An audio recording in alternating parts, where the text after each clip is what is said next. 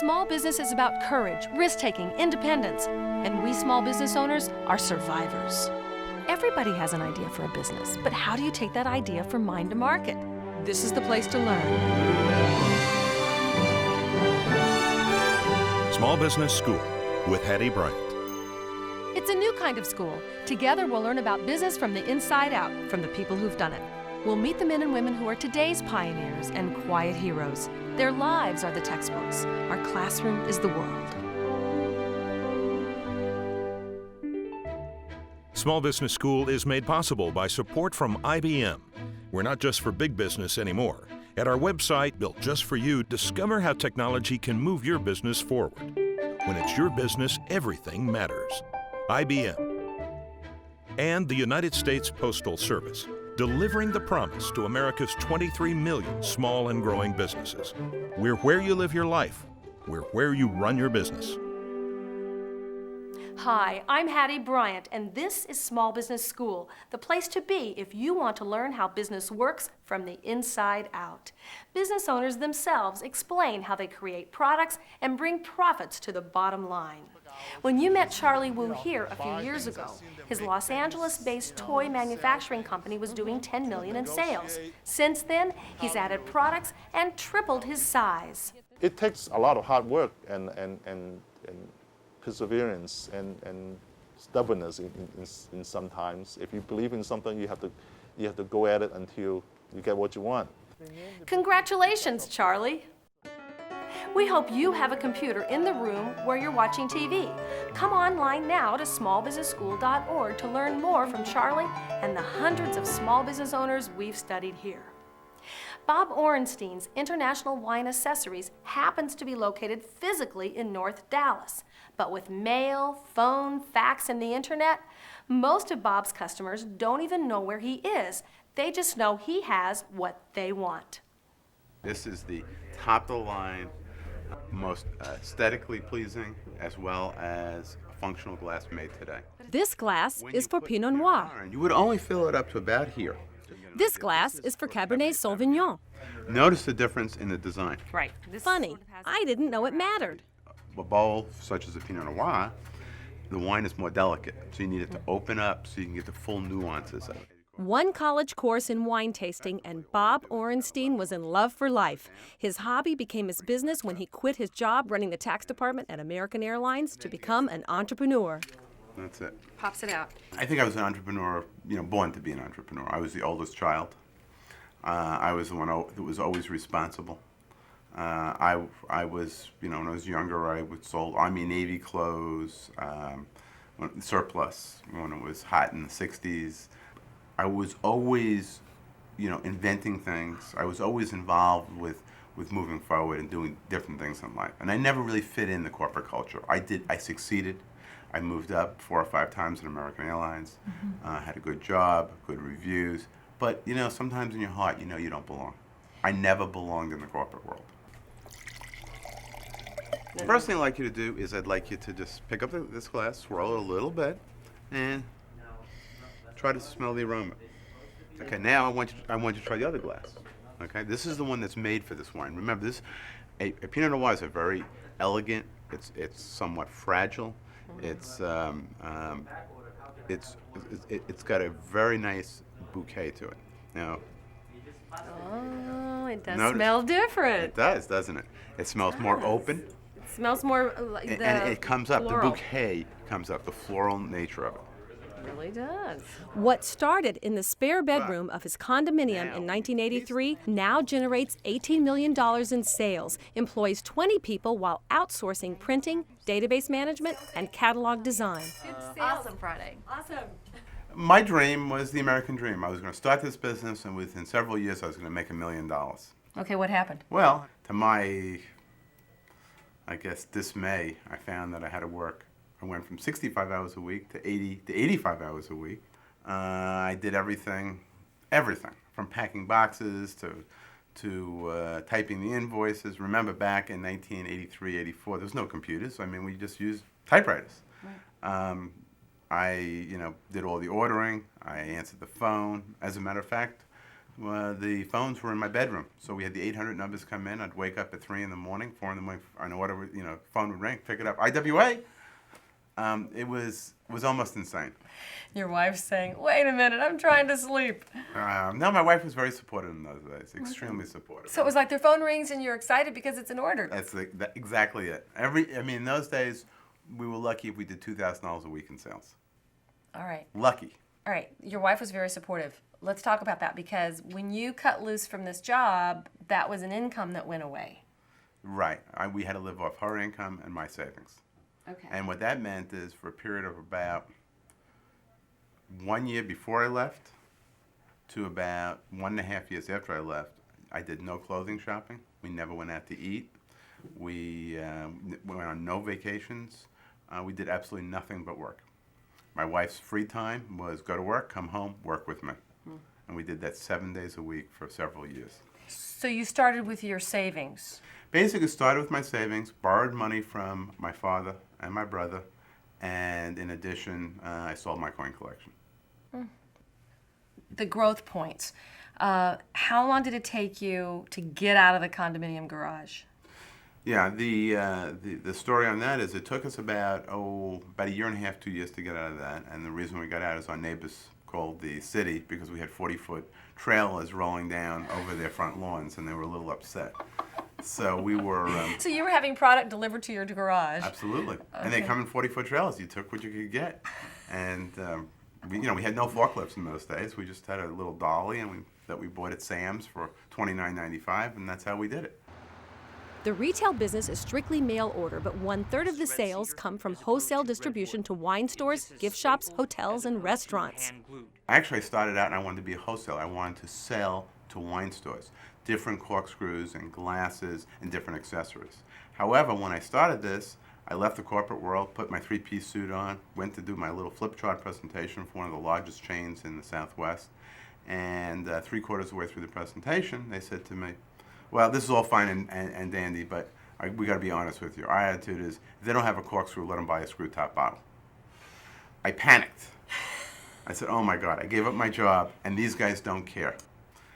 So I came back, and I said, "Well, how do I create demand?" And the idea was to come up with a mail order catalog, send it to the stores, and also send it to whatever customer list I could find. That's how I got into the mail order business. Wine cellars come in all sizes, all styles.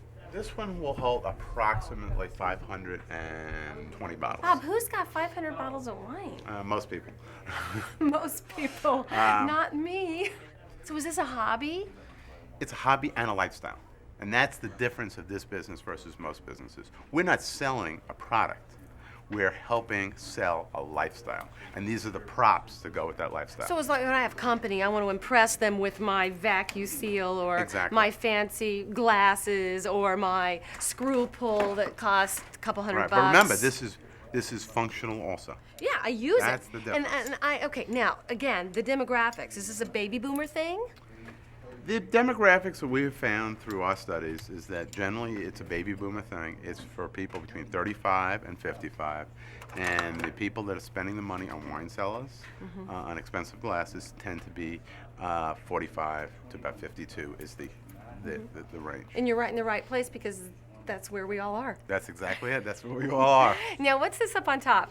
This is one of my favorite things. This is what we call the stem saver. And this Okay. is something that I own Oh, you half put the them in patent the on it. dishwasher. And you're able to take your glasses and put them in. So you invented it? I invented it. It took me years and years and years and to do it because I just don't have time. Now, But- who's Mr. Belden or who's Well, Belden is the company that manufactures it for me. Okay, so you did a deal. You invented it, and you went to them, and you co-branded. And we or- co-branded, and they take part of the marketplace. I take part of the marketplace. Cool. So people are buying them. Yeah, we sold about 5,000 of them in less than a year.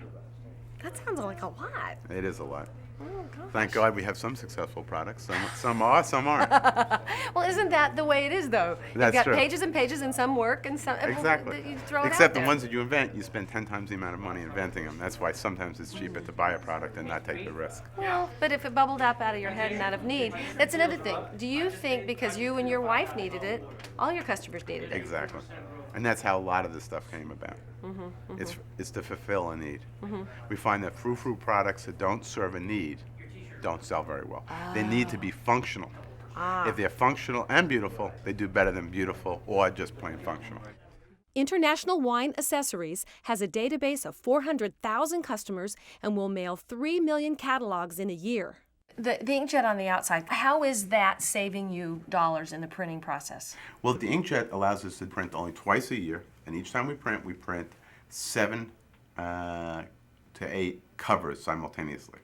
And we have a little white box on the front cover, which we're able to change the office. So each drop, we can change the message. The cost of inkjetting is nominal. Okay. Instead of going out and printing, 200,000 this time, then 200,000 this time, or 500,000, then another 500,000, we print twice a year, and we get the economies of scale, which basically lower our costs dramatically. How do you get people to keep buying from you? It's real difficult, but the general rule of mail order is real simple. You cannot mail your best customers too often. So what you do is that you continually to mail whoever you designate as your best office. How do you designate them? That's database marketing. Right. This is where the computers come in. This is where the data is extracted, interpreted, and manipulated, and then we get an output. And from that output is what we mail. Okay, talk to me about that. Is that another outsourcing situation? That's an outsourcing situation. Basically, although we're a PC-oriented company here and we use a file server with NetWare to run the business, in the real world, we can take diskettes out and send them to people and all that, but in the real world, they still require IBM tapes. Everything's run on IBM mainframes. That's what happens in the real world. So what we do is we have a parallel database. We have one here and one there. I'm in a marketing business. I have to do marketing. But I found that marketing was a lot easier to learn than accounting. And that accounting and finance gave you the disciplines of knowing how to analyze. Well, what marketing really is we all think of it as coming up with creative ideas. Well, creative ideas are not that difficult to come up with. The real idea is how do you measure whether that creative idea works or doesn't work? Well, you have to have a financial background to analyze it. So direct marketing, which really boils down to statistical analysis, is exactly what I fell into. So it was a natural for me. So do you have some quick ratios, some measurements that you're looking at on a daily, weekly, monthly basis, Bob? Yes. Being an accountant, I look at all the traditional ratios, although we don't worry because we have no debt, so we don't look at those things, and we have plenty of cash. So we do look at ratios, but the ratios we look at are basically gross margins. We look at the percentage of gross dollars that falls to the bottom line. We'd like to keep it well above 10%, and of course we struggle to try to push it to 20%. Most businesses are lucky if they can get 4 or 5 or 6 or 7%. We try to keep it a lot higher if at all possible. But really on a daily basis, we look at something called margin per thousand, which is unique to the mail order business. And basically what that says is that on a daily basis, we look at our response rates, how many people respond to a catalog in percentages, which generally run between 1 to 2%, closer to 1. And then we look at margin per thousand. And margin per thousand is defined as the profit generated on 1,000 pieces of a mailing. How much money do you make? And we try to keep it in the range of $500 to $1,000 per thousand, which really equates down to 50 cents to $1 profit per catalog mailed. Wow. That's what we try to do. Traditional mail order is lucky if they can do 20 cents or 30 cents. So you're way above. We're way above. And the reason we're way above is because our average order is well over $200. Our margins on wine cellars are very tight, but on smaller items are reasonably high, so that we're able to produce those margins. What it all boils down to, a lot of people don't realize this, but mail order, when you really get down to it, when you go in and you interview a CEO who's a former salesman or an engineer and all that, they have no idea what they're doing. Because what is mail order? Mail order is statistical analysis and review of numbers. It's all numbers. All. Sure, you need the customer service, you need to buy the products right, you need the accounting, but it's statistical analysis because what you're doing is you're going out and you're rolling that dice each time you do a mailing. And you're mailing on that 200,000 catalogs, that 300,000 catalogs in a mailing, and your response rates are only 1 or 2%. If your response rates fall, you could really lose a lot of money. Bob says you can't just increase sales to improve your business. You have to pay attention to the cost of doing business. His favorite ratio is gross sales per 1,000 pieces of mail dropped. By paying attention to this number, he has increased IWA's return on investment, and it is 2 to 3 times better than other catalog companies. Paying attention to small details can bring big results.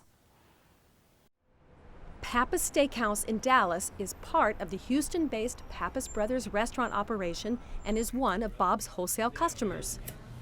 It offers its guests up to 1,500 wine choices to accompany the finest steaks in the world. Steve Stumpf, who runs IWA's new food division, and I taste Kobe beef and Cabernet Sauvignon. Steve, why are you all selling Kobe beef? Because it's the best beef available. Let's taste it and see. Well, melts in your mouth. All right, so this is the new thing. This is the front edge. Yes, it is.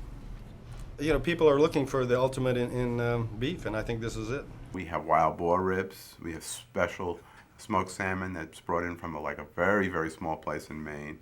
And we have fresh lamb from Australia, but all the best and all fresh, not frozen. How are you, sir? The 10-person sales team takes as many as 1,200 calls on a peak day. They also make outbound calls on customers. I'll beat any price. I'm not concerned with that. I just want to keep one of my better customers happy.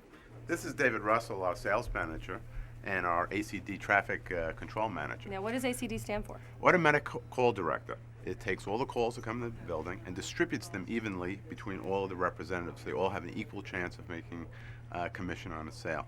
In the past, without a system like this, you didn't really know how many customers were on hold, how long they were holding, where they needed to go, who they needed to talk to, and now this enables us to be able to manage that. What do I have to do to earn your business today? Taufik Youssef is manager of major accounts. Every salesperson should have that phrase. What do I have to do to earn your business? And not be afraid to ask. And not be afraid to ask.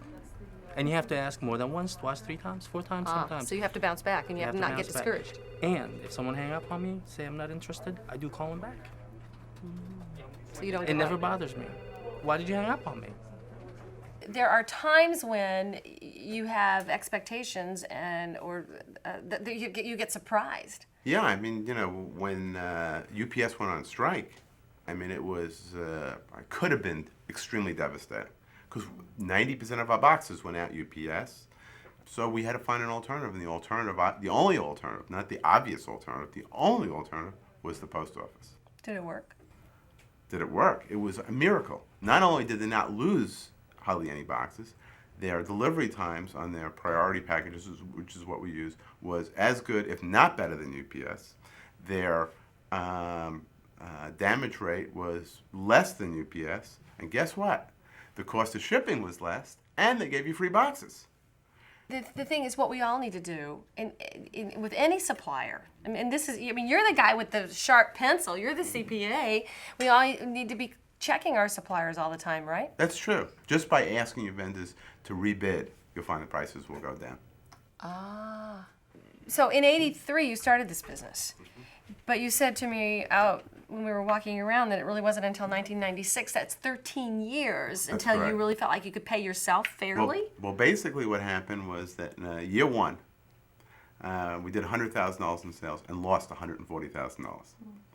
It took till 1988 where I could take out a $30,000 salary, and the company still could make about $20,000. By '89, we had a real business, making over $100,000 a year, taking out a salary. It was great. By 1990, the recession hit, and we lost $180,000 again in 1990. From 91 through 93, we kind of built back the base. 94, we started cross-marketing with the Wine Spectator and various other publications. And 1994, the business boomed. We grew 68%. However, the tax man took it all because we had to put more money in inventory, more money into equipment, more money into payroll. So by the time I was done in 1994, I basically had the best year ever, made hundreds of thousands of dollars. I had to go to the bank and borrow money, you know, basically on my credit cards to pay my income taxes because I didn't have any money. It was all in the business.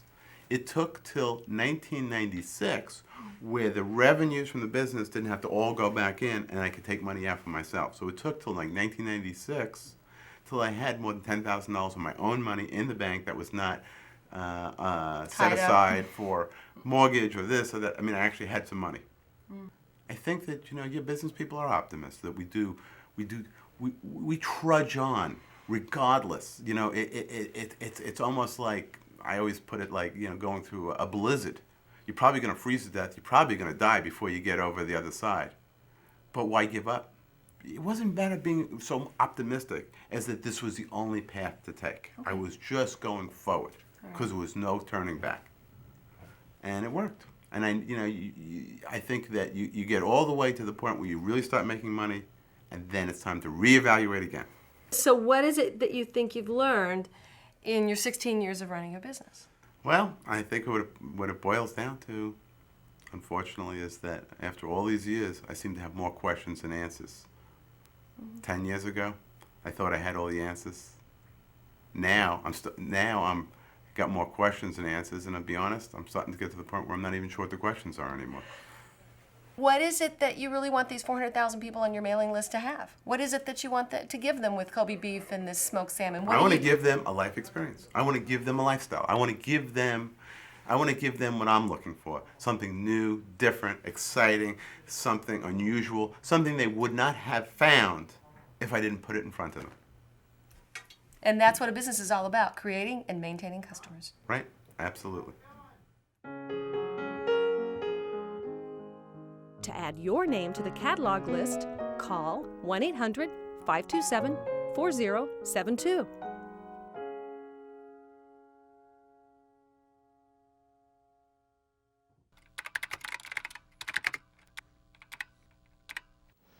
Bob has been a member of the Direct Marketing Association for years. By joining the organization made up of your peers, you shorten your learning curve. The DMA is a large organization with special interest groups. You may be like Bob and own a catalog business, but even if you simply use direct mail in your marketing mix, you can learn from the members of the DMA. Why did you join it in the first place? Well, I think in the beginning, the way they have the dues structure, it's very inexpensive when you're very small.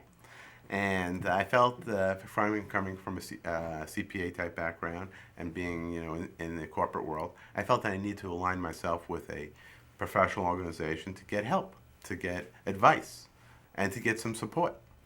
And that was the best organization available. Your product, processes, and people are all inspired by your mission and fueled by money. Most of us never have enough money from retained earnings to take a growth leap. Fortunately, there's a new financial instrument available to all of us for raising money. David Pincus of the Small Business United of Texas believes in the Small Corporate Offering Registration. SCORE, or the Small Corporate Offering Registration, is an SEC public offering exemption whereby a small company can raise up to $1 million in 12 months, and it can be also sold in more than one state if you register the offering in those states. The intent of the Securities and Exchange Commission was to find ways that small businesses could inexpensively go out and raise equity capital from the public by selling stock without having to spend $150,000 in legal fees and hire a whole slew of attorneys to do the offering. Typically, a small corporate offering registration can cost anywhere from $10,000 to $40,000 or $50,000 in legal and attorney fees to get it done, as far as getting it registered. But the selling of the stock is still the hard thing. It's finding somebody that will write you a check for $1,000, $2,000, or $50,000 to buy stock in your company. Mm-hmm. We also have a SCORE kit that includes the U7 and a number of articles written by attorneys, CPAs, and so on about what you need to do in order to do a SCORE offering, and some ideas. It also even has an example of a disclosure document. So the encouraging word is, if we're willing to do the due diligence, if we're willing to fill out the forms, go through the rigors of the process, you believe there's money at the end of the road if our idea is good. And you're willing to give up equity in your company. Okay. Yeah, it's a very important thing that people need to understand, is when you go out and take in and raise equity capital, you are giving up a percentage of the ownership in your company. But if you're willing to do that and you can show a legitimate strong return on their investment, you can raise the money. I have some great news to report. Since we produced this episode, Bob installed online ordering and nearly $3 million in sales is coming to International Wine through the web. And most exciting for Bob is he has sold the company. Beringer Blass Wines Estates, the world's leading premium wine group and a major division of Foster's Group, now owns International Wine Accessories. What did we learn from Bob? Many things. But what will always stick with me is paying attention to small details will bring big results. I'll see you next time.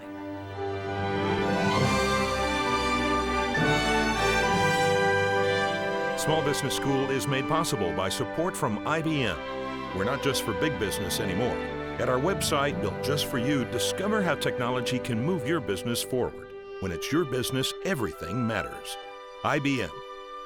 And the United States Postal Service, delivering the promise to America's 23 million small and growing businesses.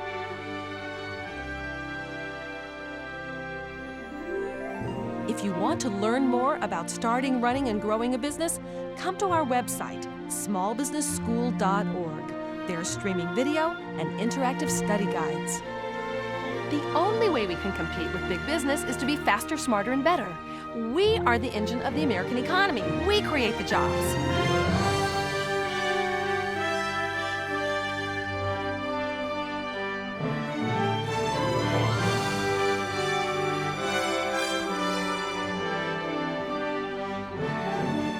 Small business is about big commitment. It's about sacrifice and struggle. But we do it because we say, if I don't do this, my life won't be